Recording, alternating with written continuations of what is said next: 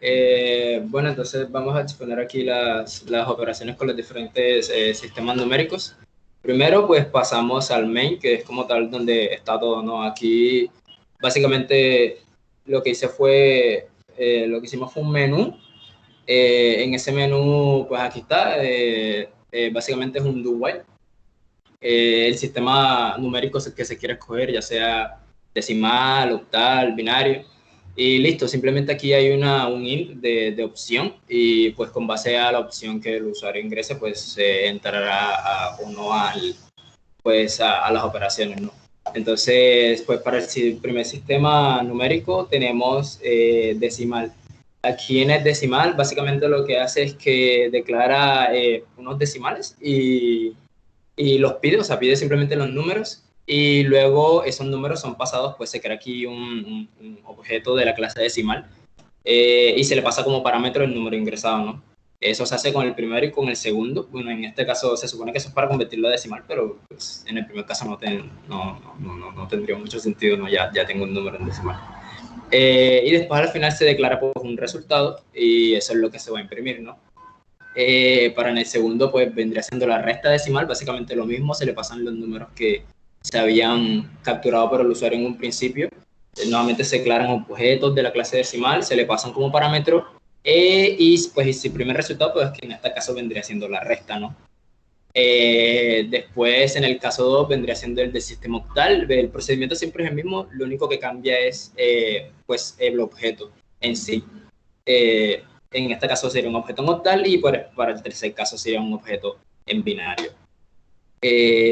Pasamos ahora a los headers. Bueno, en el primero, pues está la clase decimal, ¿no? Básicamente esta clase decimal pues tiene su clase, su método amigo, que vendría siendo la sobrecarga del operador de salida. Primero lo que hace es que captura el valor que se pasa como parámetro en el constructor y básicamente esto lo que hace es que crea una lista de 30 espacios, ¿no? Y la llena con ceros. Y luego básicamente lo que hace es pues separar esto número a número, ¿no? Como el sistema decimal está basado precisamente en 10, se modula con 10 y se divide entre 10. En cuanto a la suma, bueno, básicamente lo que hace es que se define pues un acarreo. O sea, primero se define una variable temporal de tipo decimal. Se define un acarreo y se comienza a recorrer, ¿no? Se comienza a recorrer cada posición del arreglo creado pues en el constructor y donde está alojado nuestro número. Entonces, básicamente lo que hace es que este temporal punto decimal en cada posición va a ir sumando los números posición a posición, ¿no? O sea, él lo separa una lista con donde tiene cada número, y entonces va sumando pues posición a posición y así va sumando también el acarreo. En un principio el acarreo 0. Y entonces aquí es donde viene y pues hace una comparación, ¿no? Si el número en la posición i de la variable temporal de tipo decimal que está comparando es mayor a 9, pues entonces lo modula con 10 y hace el acarreo igual a 1, ¿no? Para llevar pues la secuencia. Y si no, pues el acarreo sigue siendo 0. Y al final de todo esto, pues básicamente lo que hace es retornar temporal, ¿no? Y esto ya básicamente tendría como tal la suma.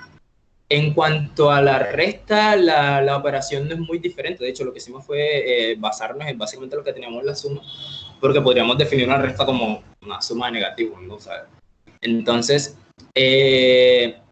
para la resta, nuevamente, lo mismo se declara un temporal, se recorre cada posición del arreglo, y entonces aquí hay un condicional, ¿no? Y básicamente es si el segundo número o si el segundo número ingresado es mayor al primero. Esto tiene un nombre, se me olvida ahora. No sé si es minuendo, sustrayendo, no lo recuerdo, pero básicamente es si el segundo número es mayor al primero, pues lo que hicimos fue invertir el orden de la resta, ¿no?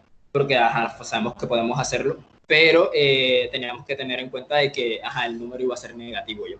O sea, porque esto aquí, pues como tal, devuelve el valor positivo, pero después se tenía que tener en cuenta que el número es negativo. Entonces ya lo que hace es simplemente es invertir el orden de la resta. Y también lo mismo, sumando el acarreo y todo esto. Aquí, en caso tal de que no entre stage, significa que la resta es normal, el primer número es mayor al segundo, puede hacerlo en el orden normal, el orden establecido. que básicamente es lo mismo que se tiene acá arriba, solo que se cambió el signo más por un signo menos. Y aquí es lo mismo, nuevamente se actualiza el acarreo, básicamente si el número es mayor a 9, si el número es de 2 cifras. Y por último, pues básicamente lo que hace es la sobrecarga del operador de salida, ¿no? Para imprimir. Esto ignora todos los ceros a la derecha y básicamente lo único que hace es imprimir el número que nosotros ingresamos, ¿no? No tener que imprimir, si imprimiera todo se viera como una lista de muchos ceros, todo eso. Entonces, eso no es lo que se quiere a la final. La segunda parte es la del octal, que es bastante parecido. De hecho, con la única diferencia, o sea, básicamente el procedimiento es el mismo, pero la diferencia es que el octal llega hasta el número 7, ¿no? Entonces ya el residuo en el constructor no se haría con base al número 10, sino con base al número 8 y se dividiría. Y se dividiría entre 8 también. Entonces la suma se hace de igual manera, básicamente, pero aquí la lista ya no vendría siendo en decimales de 30. Ah, no, mentira, aquí también de 30, de hecho.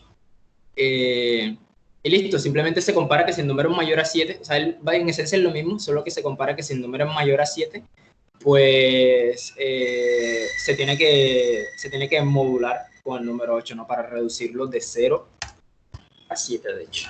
Estaba aquí. Y pues nuevamente eso es para actualizar el acarreo, ¿no? En la resta el procedimiento sigue siendo el mismo, pero aquí hay algunos condicionales para salvar ciertas ocasiones, ¿no? Esto es si el segundo número nuevamente es mayor al primero, se invierte el orden de la resta, como habíamos hecho en la resta de decimal. Si el segundo número es menor, o sea, entonces la resta se hace normal, aunque esto es algo redundante, ¿no? Porque se está haciendo como 2 veces. Y listo, básicamente solo se añadió eso, ¿no? Después, nuevamente, esto es para actualizar el acarreo y la sobrecarga sigue siendo la misma. Lo mismo pasaría, bueno, con binario ya la cosa sí es diferente porque en binario sabemos que solo hay 2 valores, no solo está el 0 y el 1.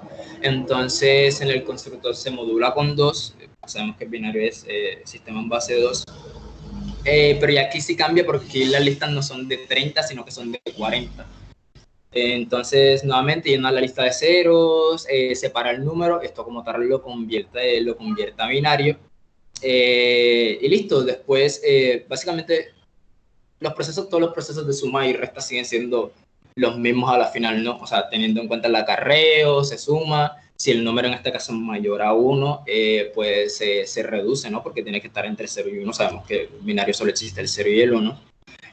Para la resta básicamente es lo mismo, o sea, también vendría siendo lo mismo, ¿no? Se resta normal, pero aquí se tiene una regla, ¿no? Que es nuevamente el acarreo, o sea, eso es solo el acarreo.